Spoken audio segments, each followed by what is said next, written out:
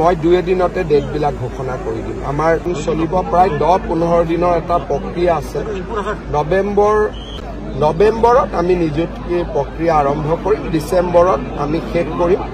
এটা এটাকৈ আমি নিযুক্তি দি যাম। প্ৰথমতে LP, তাৰপিছত পুলিচ, তাৰপিছত gazetted officer, ADRE 3, ADRE 4, health, এনেকে প্ৰায় 35,000 নিযুক্তি পাম। লগত কথা বতৰা পাতিছো যে অহা 5 বছৰত আমি 2 লাখতকৈও অধিক ল'ৰা ছোৱালীক চৰকাৰী চাকৰি দিব পাৰিম নে নোৱাৰিম। অৰ্থাৎ মোৰ লক্ষ্য যে অসমৰ নিবনুৱা যুৱক যুৱতীয়ে কেতিয়াও আশাহত হ'ব নালাগে। নৱেম্বৰ মাহৰ শেষৰ ফালে পুলিচৰ নিযুক্তিৰ বাবে আৰু কেইবা হাজাৰো পদ আমি মুকলি কৰি দিম।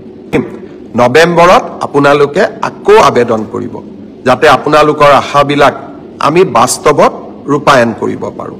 এই বছৰৰ ৭৫,০০০ যুৱক যুৱতীৰ নিৰ্বাচনৰ প্ৰক্ৰিয়াটো সম্পূৰ্ণ হৈছে। অহা ডিচেম্বৰ মাহত আমি আপোনালোকক মাতি আনি 2 লাখ টকাৰ প্ৰথম কিস্তি 1 লাখ টকা প্ৰদান কৰিম।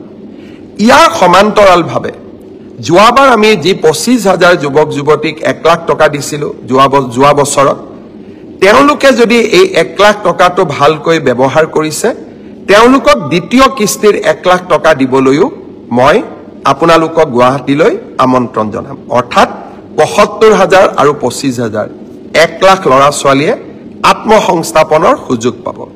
লগে লগে আৰু 1 লাখ যুৱক যুৱতীক এই আঁচনিত আনিবৰ কাৰণে আমি নতুনকৈ বিজ্ঞাপনো দিয়া আৰম্ভ কৰিম।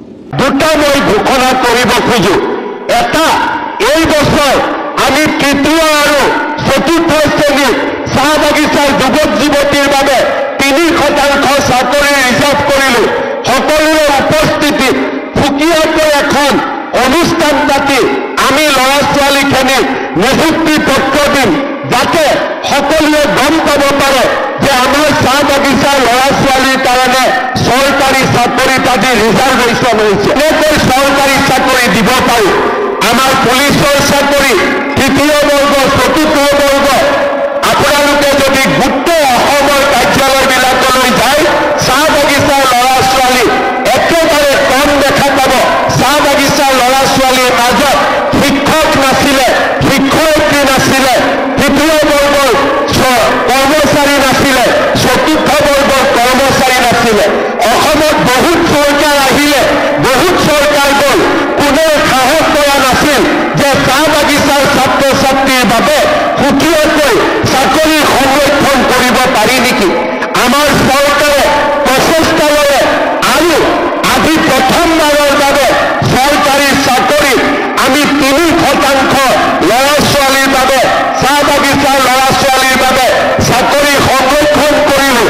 অহা নৱেম্বৰ মাহত চাহ বাগিচাৰ 1000তকৈও বেছি ল'ৰাই আমাৰ পৰা নিয়োগ পত্ৰ পাবলৈ সক্ষম হ'ব।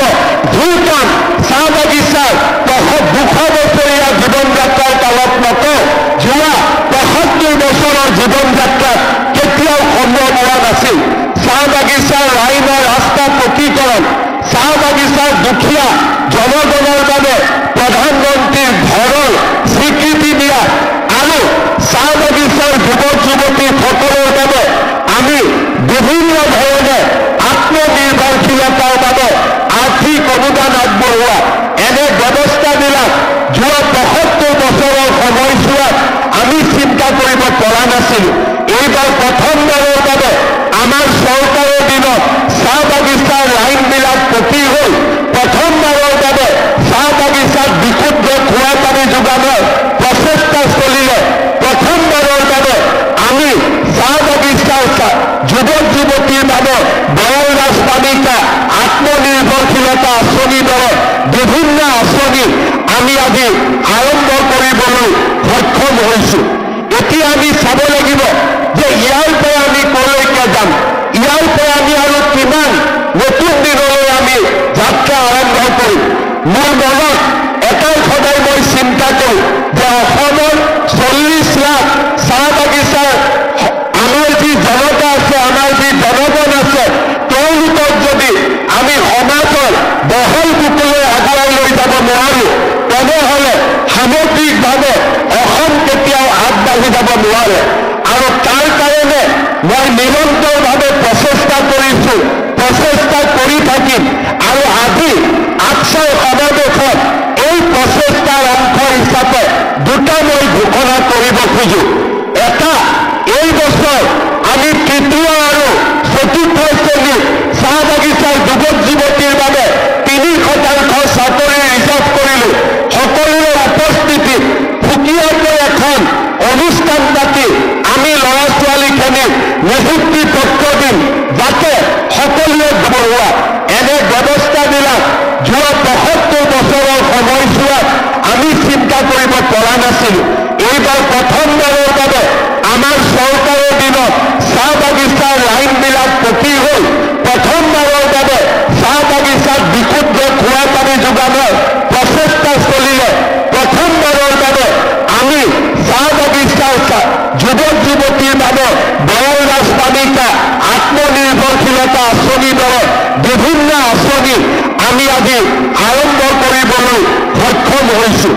এতিয়া আমি চাব লাগিব যে ইয়াৰ পৰা আমি কলৈকে যাম, ইয়াৰ পৰা আমি আৰু কিমান নতুন দিনলৈ আমি যাত্ৰা আৰম্ভ কৰিম।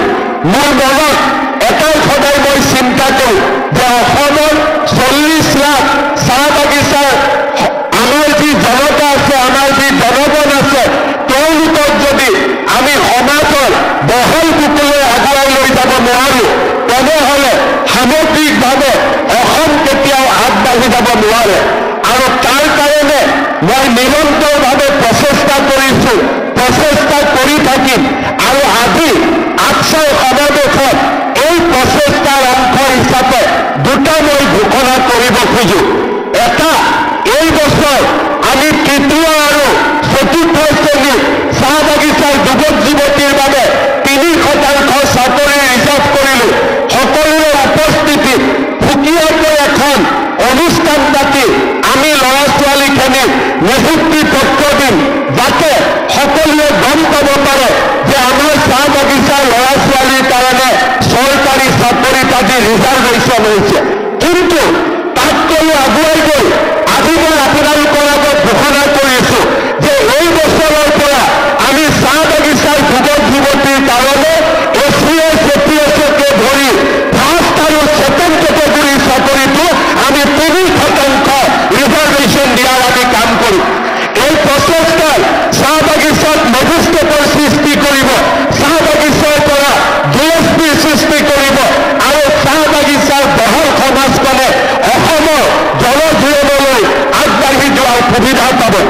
দ্বিতীয়তে, মই বিশ্বাস কৰোঁ যে অসম